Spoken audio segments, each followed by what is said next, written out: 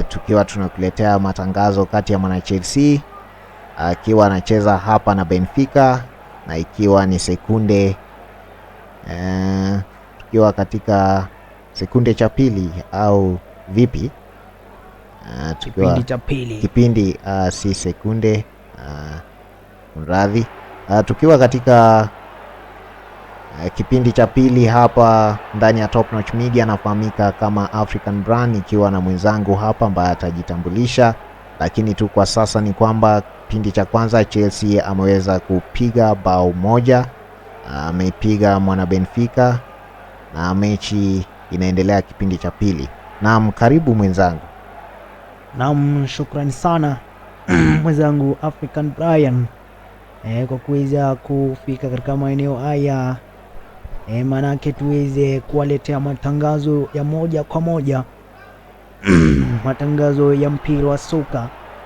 Ni matangazo ya mechi kati ya mwana Chelsea the Blues, miamba wa kule London, wanashuka dibani dhidi ya mwana Benfica, kilabu ambacho ameweza kumiliki Jose Mourinho. Na mechi sasa hivi ni dakika ya 51, Chelsea wakiongoza bao moja kwa sufuri dhidi ya vijana wa Benfica. Nikitazama mechi zingine ambazo zinaendelea sasa hivi UEFA Champions League, ni kwamba Atletico Madrid wanaongoza mabao 3 kwa sufuri dhidi ya Frankfurt. Vijana wa Tottenham wakiwa dhidi ya Bodo ni 0-0. Chelsea bao moja dhidi ya Benfica.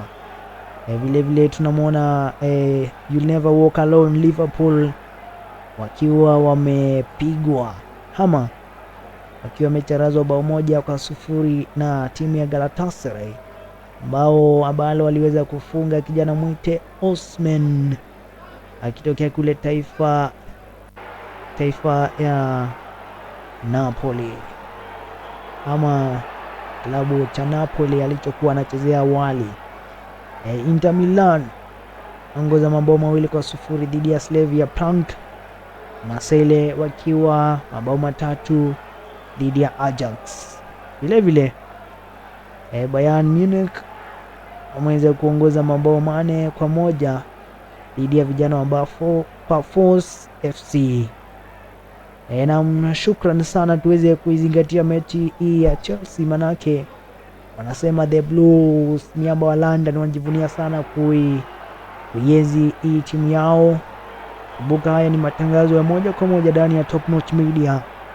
Mimi nikifahamika kama Joseph Mutai, kijana ambaye ana tajriba kweli kweli, kijana ambaye ana uelendi kweli kweli katika matangazo haya. Si matangazo tu ya mpira, bali ni matangazo yoyote ukihitaji tutakuwa hapa. Na mwenzangu wa African Brian, kijana wa Manchester United, ananiambia wana win league. Je, kama ni ukweli? Hapo kwa kuwin league, ndugu yangu, wajua mimi sijazungumza kitu. Hujazungumza? Acha nikwambie kwanza kitu moja. Manchester United kushinda EPL itachukua muda sana. Unajua kuna wale mashabiki wanakuanga na kuambia sisi tunaenda kuchukua. Ni the same thing mtu wa Arsenal akuja kuambia watachukua ligi. Hawachukui kwa sababu hata nikwambie kitu kimoja. Kila timu huwa na matumaini yake. Manake mkiwa mnacheza lazima tu baada ya siku mtasema hii ligi ni yetu. So tutarajie tu kwamba tukue generalization kwamba kila timu inataka kuwini kitu. Kwa hivyo Manchester United sisi hatutaki kushinda chochote. Mambo yamechemka kule. Mambo yamechemka. Unajua shabiki wa Manchester, mimi saa zingine uanga na kaa chini hivi naangalia mechi za Manchester United. Mimi saa zingine kwa asilimia fulani mimi nitasema kocha yupo na shida, kwa sababu kocha ndiye anachezesha pale, na iwapo wachezaji hawachezi vizuri ni kocha anafanya uamuzi, anasema kwamba kuna shida inafanywa ndani ya timu ya Manchester na kuna baadhi ya wachezaji wanafaa kutoka katika hiyo klabu. Ukiangalia mechi ya Manchester ambayo ilichezwa jana, naona kuna kona fulani ya Chelsea imepata, lakini imetolewa pale. Ukiangalia timu ya Manchester, nilikuwa nakwambia hapo awali kwamba ukiangalia timu ya Manchester tumekuwa na kocha, tumekuwa na Rangnick, tumekuwa na Ten Hag, alafu sasa hivi tuko na nani? Ruben Amorim. Watu walikuwa wanazungumza Amorim ball. Angalia jinsi ambavyo huyu kocha alikuwa anacheza akiwa pale katika klabu ya before akuje Manchester. Alikuwa na Sporting Lisbon, akiwa Sporting Lisbon pale. Alikuwa anashinda hata mchezo wa mwisho au ligi iliyopita katika huo ligi wa huko kwingine alipokuwa, alienda unbeaten the season, akachukua kikombe unbeaten. So huwezi kuja useme ya kwamba alafu ni kocha ni mbaya. Ona kocha alicheza na Man City before akuje Manchester. Na hiyo timu yake moja tu, Sporting Lisbon. Walifanya nini Man City? I think ilikuwa mechi walishida mabao 4-1 dhidi ya Manchester City. Walipokea kichapo wale vijana wa Pep Guardiola. Naam. Sasa huwezi sema kwamba shida ya Manchester ni coach. Shida ya Manchester ni wachezaji. Kitu ya kwanza. Kitu ya pili, angalia mfumo ambao kocha Ruben Amorim anatumia pale ndani ya Manchester. Ni kama huo mfumo haiendani na kila mchezaji. Kila mchezaji akona mfumo yake, anataka kuna design anacheza. Na hata niliona meme fulani ilikuwa ina trend. Walikuwa nasema wakati ambapo Garnacho alienda training ya Chelsea. Amekwenda kule Stamford akiwa Bridge. Pale Stamford Bridge baada ya kutoka Manchester. Na leo nimeona anacheza nimemwona katika squad. Wakati ambapo alienda pale, mchezaji alifanya zoezi akachoka kabisa. Kumaanisha hayo si mambo yake ambayo amezoea. Sasa unajiuliza kwani manake kule ni kama Manchester United alikuwa amepumzika tu, hana la kufanya. Naam. Manake alikuwa kocha Ruben Amorim pia hawezi kutumia zile talanta ambazo ako nazo pale. Naam. Anatarajia mtu kama yule Anthony anamuuza. Naam. Marcus Rashford anamuuza, kijana ako na talanta kweli kweli. Naam.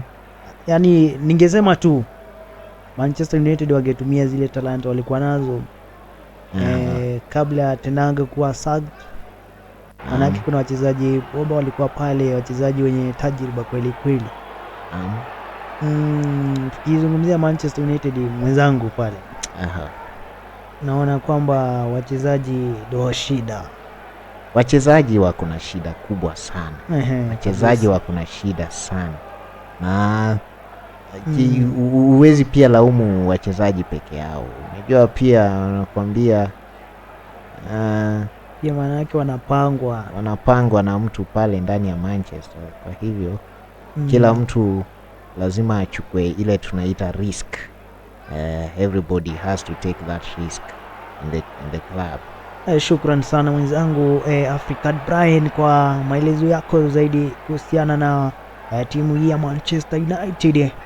Nikueleze kidogo tu mechi kati ya Chelsea na Benfica imeingia dakika ya 58 katika uga wa Stamford Bridge. Namwona dakika ya 54 ameweza kuingia Estevao, akatoka kijana mwite Bonanute. Ameweza kupokea kadi kijana mwite Richard Rios kutoka kule Benfica. Ameweza kupokea kadi kijana mwite Facundo ambaye ameweza kutoka na kijana kaingia Estevao. Mpira ni dakika ya 58. Vijana wa Chelsea kunradhi, wanapiga dhidi ya mwana Benfica.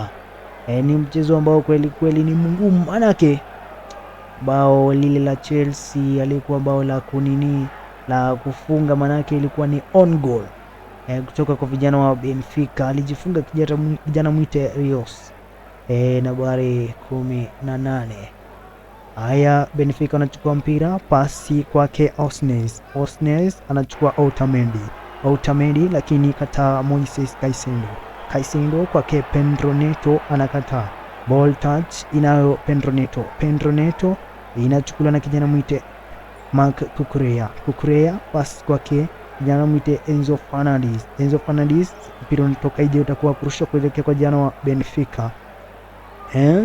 Vijana wa Benfica kweli kweli wana tajriba ya kutafuta bao lao la kwanza Manake wanasema kwamba mpira ni zile dakika za 90 na zile nyongeza ndio utakuwa na uamuzi kwamba nani ameweza kushinda mechi hii ya Chelsea dhidi ya mwana Benfica. Ni katika mashindano ya UEFA Champions League katika uga wa Stamford Bridge. Haya, vijana wa Benfica wanachukua kule, kijana mwite Osnes anapiga pasi ndefu kule, anamtafuta kijana mwite Osnes, lakini wapi wanayogoma Chelsea namna gani mwenzangu African Brian? Naam. Ukiangalia hii mechi kati ya Chelsea na Benfica, vijana hawajatulia bado. Naam kabisa, hawajaweza kutulia, manake wanazuazua kweli. Unaona mpira wanashika pasi wanatupa ovyo tu, alafu unaona substitution Chelsea inafanya pale. Anaingia Gittens anaingia pale, anatoka kijana mwite nani, Leandro Garnacho anatoka pale, inakuwa mpira kurusha. Lakini acha nikwambie jinsi ambavyo naona hii mechi ya leo, naona mwana Benfica yupo vibaya. Mimi kivyangu mimi natamani sana, kuna kitu ambayo natamani lakini sitaki niudhi watu wa Chelsea. Tunawatarajia mpea watu ambao waliekeza kwenye betting sites wapate ushindi ili watu waweze kupata mavuno, kuvuna kweli siku hii ya leo. Na tunaombea ushindi, lakini angalia jinsi ambavyo Benfica inacheza.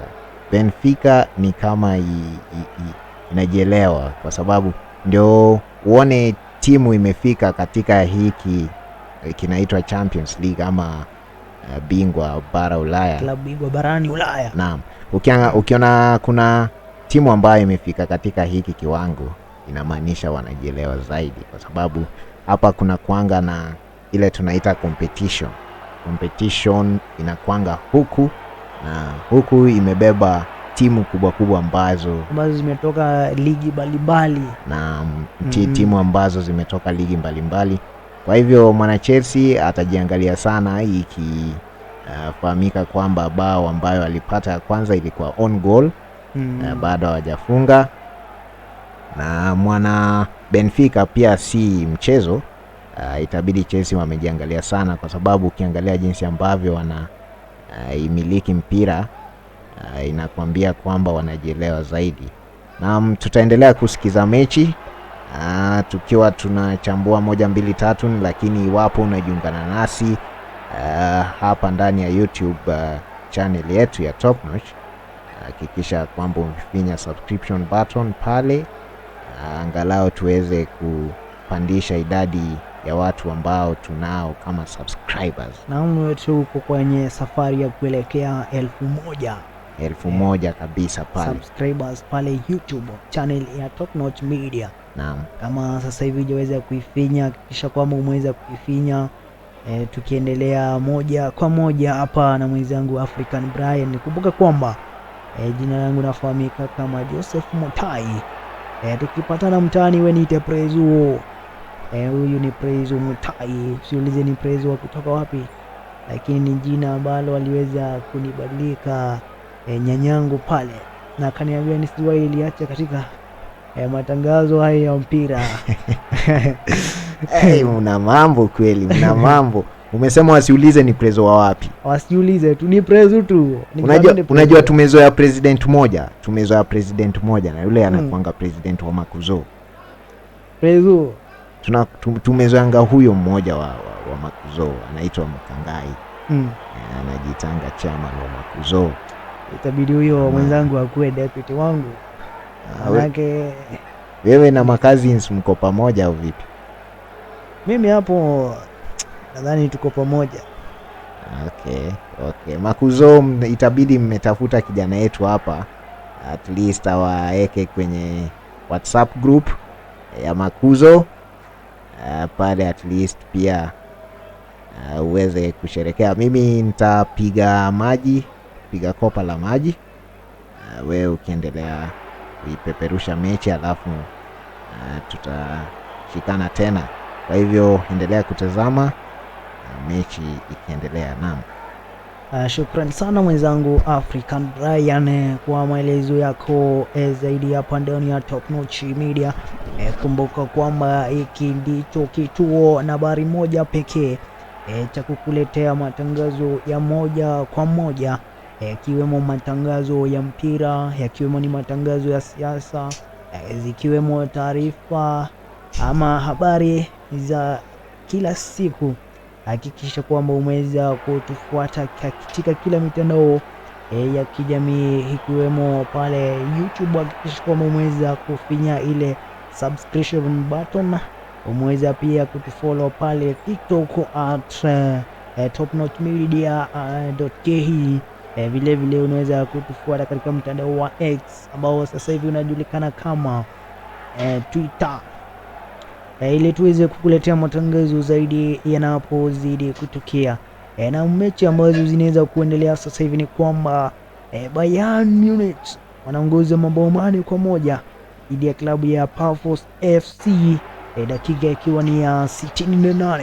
64 kule Marseille dhidi ya Ajax, Marseille wakiongoza mabao 4-0 dhidi ya Ajax. Vijana wa Inter Milan wanashikilia ushindi wa mabao 3-0 dhidi ya Slavia Prague.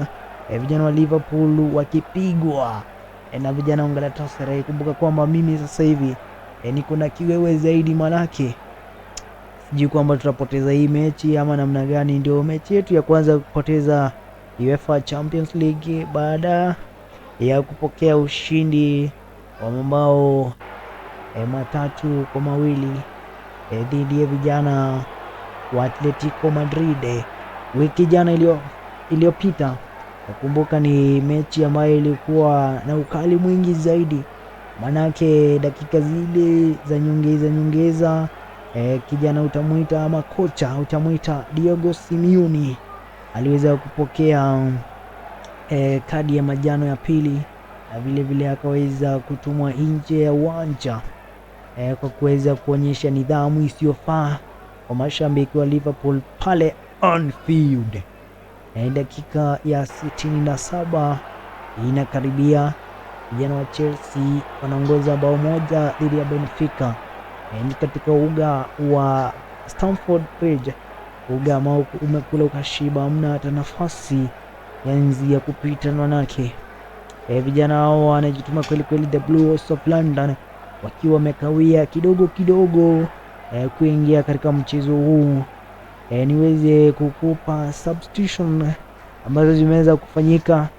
Ni kwamba kijana mwite Jamie Gittens aliweza kuingia ndani ya mchezo akitoka kijana mwite Alejandro Garnacho, kijana aliyetoka kule Chelsea ama alitoka kule Manchester United msimu huu, akitua pale katika uga wa Stamford Bridge, akisema kwamba the Pride of London anataka kuichezea timu ya Chelsea. Tuone msimu huu itakuwa namna gani, manake signings pale EPL ni signings zile moto mwenzangu African Brian.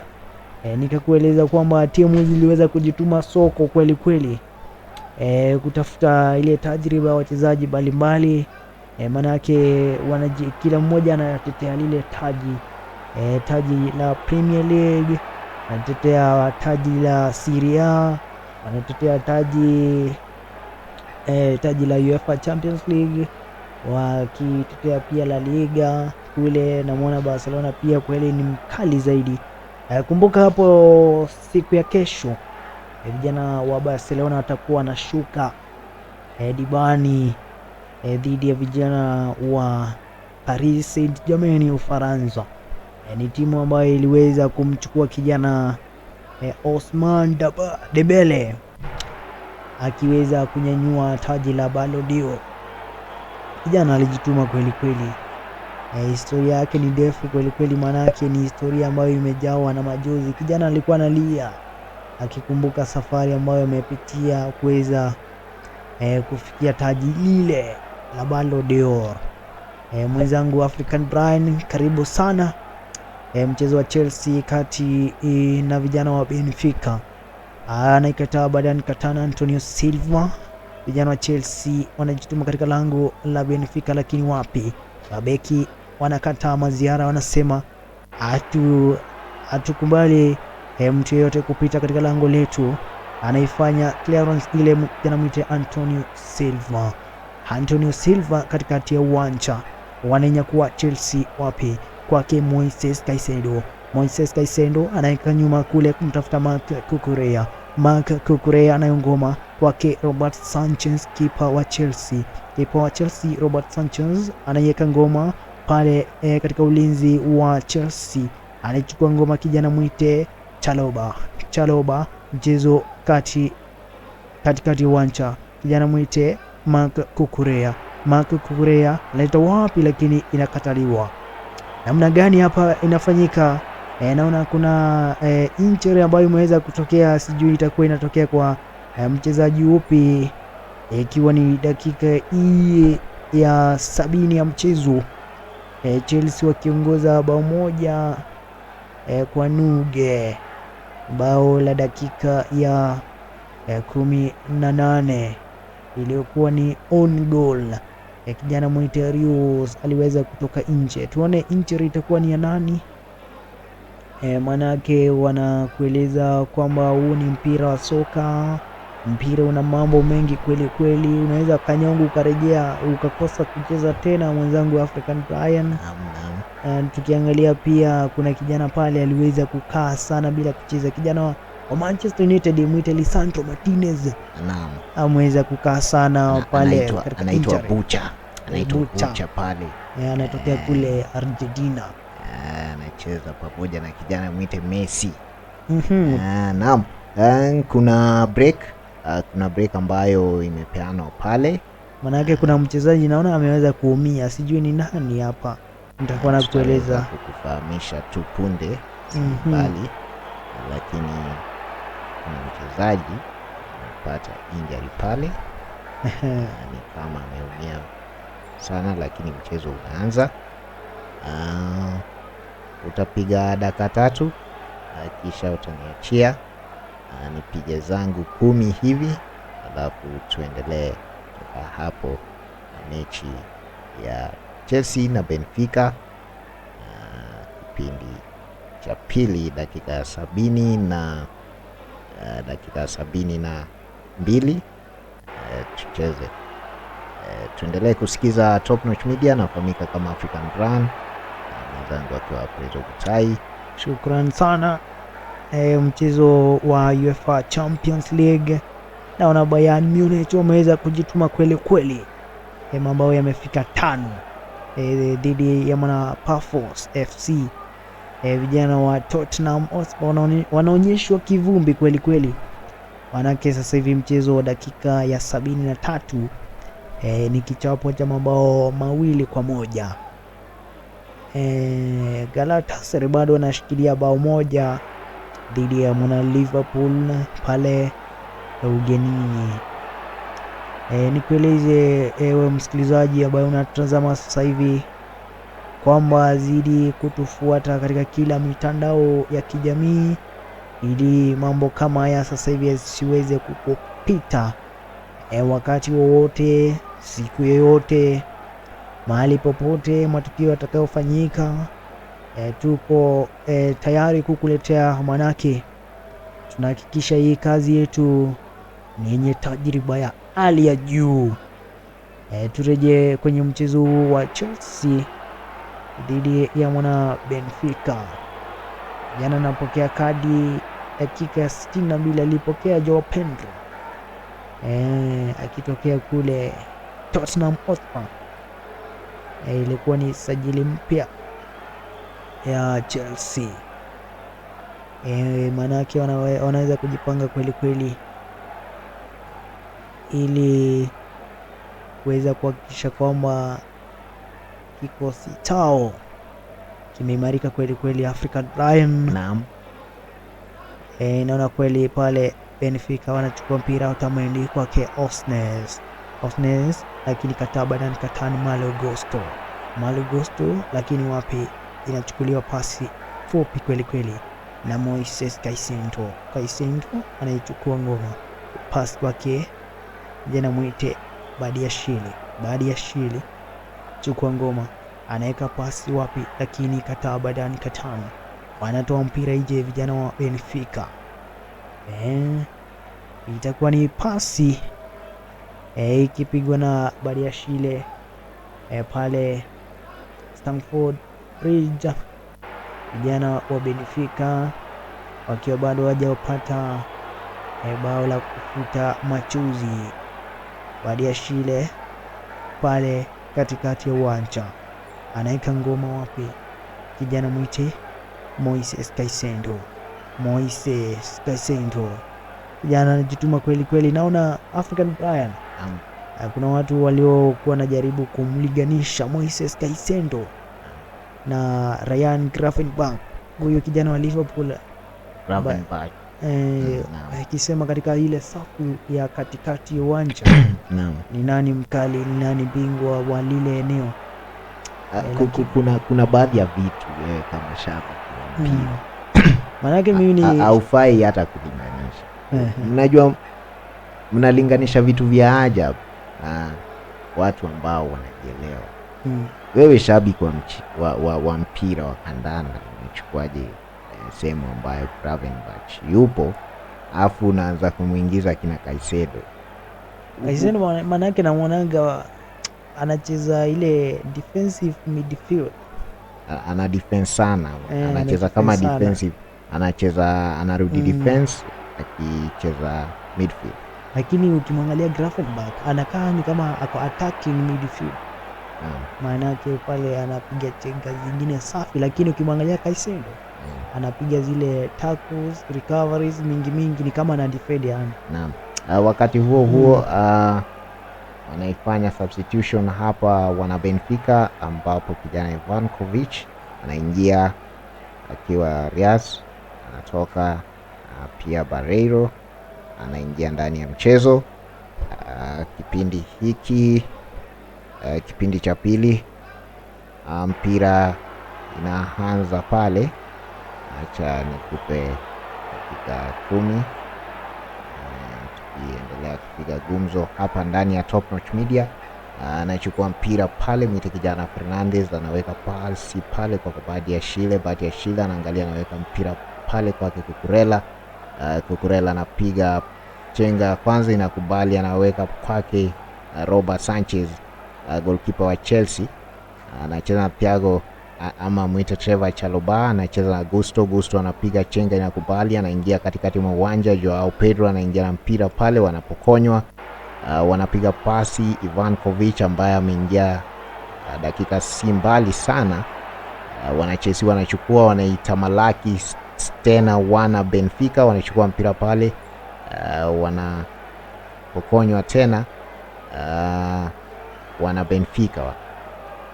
Enzo Fernandez anapiga pale tackle, mchezaji wa Benfica anaanguka kilo kama 100 chini.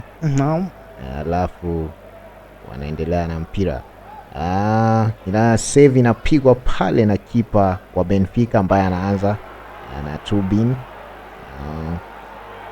Tubin anacheza na Otamendi anachukua mpira pale, anaangalia aweke pale wapi, lakini wanachesi wanaitamalaki, wanachukua mpira tena. Wanachukua mpira wanachesi. Enzo Fernandez ambaye anacheza na Joao Pedro anaangalia aweke mpira pale kwa nani, lakini anazidiwa maarifa na Otamendi anaweka pass kwake mchezaji wa Benfica, lakini wanashindwa nguvu pale. Ivankovic ambaye ameonekana sana tangu aingie katika kipindi cha pili baada ya kufanywa substitution na Benfica, lakini wanachesi wanachukua mpira. Ukiangalia hii mchezo ni kama hakuna udhibiti wa mpira, kwa sababu napata dakika moja Chelsea wako na mpira mara nyingine na ni wako na mpira vile. Naam. Ni mpira ambao kweli uko na ule ushindano, ama wanamzuia mwenzake kupata bao. Maana Benfica wanataka bao la kwanza, Chelsea bado wana defend. Utapata kwamba ni mpira ambao una ile ama wachezaji wa timu moja kuweza kumiliki ule mpira. Naam. Ni mpira ambao kweli kweli vijana wanaonyesha pande zote mbili wanajituma. Yani ningesema tu asante sana Mutai. Endelea kutazama mechi ikiwa ni kati ya Chelsea na Benfica. Wanafanya substitution pale Chelsea. Reece James anaingia, anaitwa captain mwenyewe. Reece James anaingia pale ndani mwa uwanja. Reece James kijana namwona kweli kweli ameziekea katika hii timu ya Chelsea. Naam. Manake alikuwa anacheza zile hezi za kitambo, manake kulikuwa na mchezaji utamuita Antonio Rudiger. Naam. Amewahi kuichezea timu ya Chelsea, walikuwa anacheza na yeye, bado alikuwa anacheza na Thiago Silva. Wakati huo mwenzangu naona mchezaji anaitwa Chimpong anaichezea Chelsea. Anaingia, wanaanza mpira pale. Kabla mwenzangu amalize kila ambacho alikuwa anatuambia, wanachukua mpira pale, mwite kijana Robert Sanchez anacheza na Chimpong ambaye ameingia wakati zaidi ya sekunde 60 iliyopita. Anacheza na Marc Cucurella anapokonywa mpira pale na Dedic anapokonywa pale mpira na Gittens, ambapo wanacheza ile mchezo nilikuwa nakwambia, huyu anachukua mwingine anachukua, inakuwa mpira ya kurushwa na wana Benfica pale katikati ya uwanja. Naam. Hii mpira inapita katikati ya uwanja inachukuliwa. Which style of game is this jamani? Tunataka tuone ile mchezo ambayo Manchester United ilikuwa inacheza wakati wa Ferguson. Alex Ferguson yule alikuwa mnyama kweli kweli, maana timu zikiingia pale Old Trafford ilikuwa ni kichapo kweli kweli. Maanake kile kikosi ambacho alikuwa nacho Sir Alex Ferguson, naam, ilikuwa kikosi cha mauaji. Maanake Manchester United wakati ule walikuwa wanajulikana kama the great Manchester United. Naam. Wakati huo nilikuwa katika darasa la la tatu. Nilikuwa darasa la 3. Unajua mimi nimeanza kushabikia mpira kitambo sana. Ukiwa mdogo sana. Nilikuwa na nyanyangu alikuwa anapenda kununua. Unajua ile enzi kulikuwa na wakati walikuwa nanunua hizi zilikuwa zinaitwa kalenda. Sasa kulikuwa na kalenda za mpira. Siku hizi hadi hizo vitu zimeisha. Wakati wetu tulikuwa tuna enjoy. Ulikuwa unapata nyumba imerembeshwa kweli kweli na kalenda kadhaa. Naam. Na maana yake watoto wa ile mboma wako na furaha kweli kweli kuona zile kalenda ziko na mapicha za wachezaji kama ni timu ya Manchester United. Ukiona pale wamebadilika kweli kweli. Utakuwa na furaha kweli kweli, lakini modernization imekuja na mambo mengine. Unapata kwamba hiki kizazi hakijui, hawaelewi utamu ya mpira, hawaelewi kabisa, hawaelewi maana wakati ule nyanyangu alikuwa nimedhani bao imeingia. Nilikuwa ndani ya kwamba sasa nyanyangu alienda kanunua ile kalenda akakuja akaweka hapo, na ilikuwa kalenda ya Manchester United. Unajua mimi nilianza kushabikia Manchester United hivyo mchezo hadi wa leo. Mimi ni shabiki wa Manchester United. Na kuna kitu moja huwa naambia mashabiki wa Manchester United kwamba kama wewe ni msichana, unajua kabisa mko kwenye mahusiano na kijana ambaye anashabikia Manchester United, nimalizie ama niache hapo? Malizia tu asikie wewe mwanake. Ukiwa wewe ni mtoto wa kike, una date kijana ambaye ni shabiki wa Manchester United pale ukiwa nyumbani, huyu ni kijana ambaye huwezi mpiga heartbreak, kwa sababu heartbreak ambayo amezipitia ni mengi sana. Ni kweli kweli, amegongewa timu mara mingi, timu inapigwa kila weekend, bado anaisupport tu, bado hakutua hapo. Wewe unadhani ni nani hawezi accommodate your heartbreak ama hiyo mahusiano. Jichunge sana kama una date kijana wa Manchester United. Nadhani kumpiga heartbreak shabiki wa Manchester United labda ni yule ajui mpira ni nini, maanake kuna wale mashabiki badia lakini shabiki yule anajua mpira ni nini, anaanza kuisupport Manchester United kitambo, ana ile damu ndani yake. Kuna ile damu ya Manchester ndani yake. Na inakaa unapenda timu ya Manchester. Uko sure wewe ni wa Liverpool? Nakuuliza tu.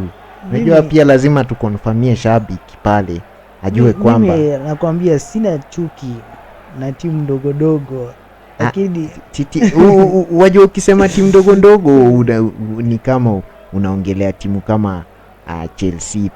Chelsea hata ni timu kubwa, wajua sitaki kuwachukia bure, lakini ukisema timu ndogo ndogo tuseme Brentford, tuseme timu kama Fulham, hizo ni matimu ndogo ndogo sana. Wajua mimi ni shabiki wa Liverpool, lakini ukiona msimu jana tuliweza kushinda ligi ya Premier League. Naam. Na ukiangalia vizuri mashabiki wa Liverpool tunanga kile kiburi kama ya Manchester United. Hata tukishinda tu sisi tumetulia. Hamna kelele mtaani. Kwa sababu hampo, mtakuaje na kiburi na hampo? Mko wachache wa 10, mtapiga kelele nani atasikia? Hata tukiwa wengi kiburi haiko, yani tumetulia yani. Mnakuwa wapi wengi na already mko wachache? Nilikuwa naulizia mashabiki wa Man City na Liverpool. Hawako. Unakaa hivi kwa hall unatizama mechi. Unauliza, unaona Liverpool imefunga. Hakuna mtu anasimama. Utapata watu watatu wamesimama pale. Kiburi ya Manchester United hiyo ni kama ile signature. Unajua ile wanakwambianga like kama sisi tunajiita top notch. Sasa ile slogan yetu ni home of news. Home of news. Ukipata rafiki yangu anaitwa Jared atakwambia kwamba kiburi ni ile. Hadi ameweka hapo kwa t-shirt yake au jazi. Utaona hapo kiburi ni ile.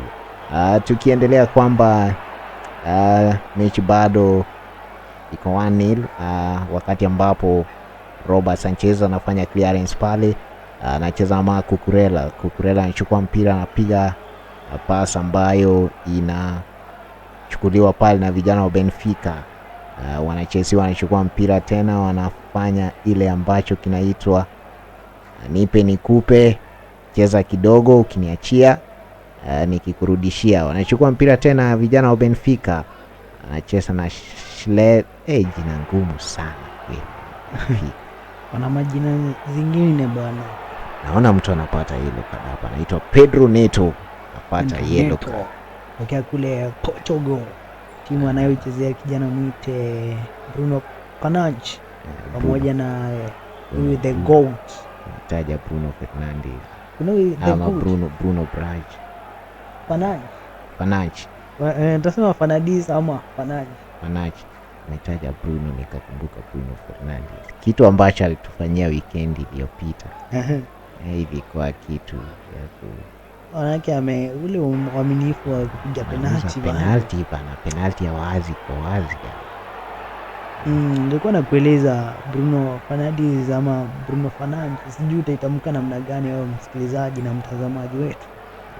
Kijana alikuwa anaaminika sana kwa kupiga la penalti, lakini sasa hivi uaminifu kwa Manchester United fans umeweza kurejea chini, manake nguwa sana. Ni mara ya pili anauza penalti. Mara ya pili anauza penalti. Lakini mimi nilikuwa nafikiria tu kama shabiki wa Liverpool, manake ukimwangalia yule mlinda lango wa Brentford anaitwa Kevin Keller. Alikuwa anatokea kule Liverpool. Alikuwa na tajriba. Ile ya kushika penalti.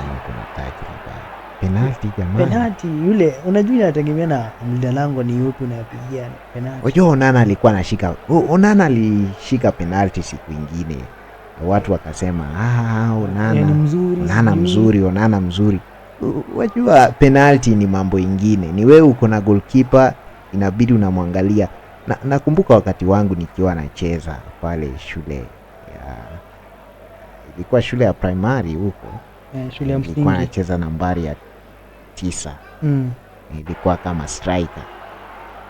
Sasa kuna baadhi ya mabao mimi nilikuwa na nilikuwa top scorer.